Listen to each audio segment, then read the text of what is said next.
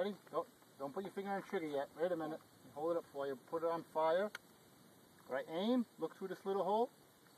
When you're ready, squeeze the trigger.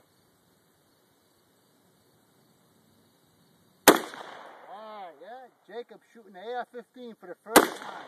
Yeah, he's not shy about it, is he? That doesn't hurt, does it? Oh, you're shooting a little high, kid. Keep going. It's not empty.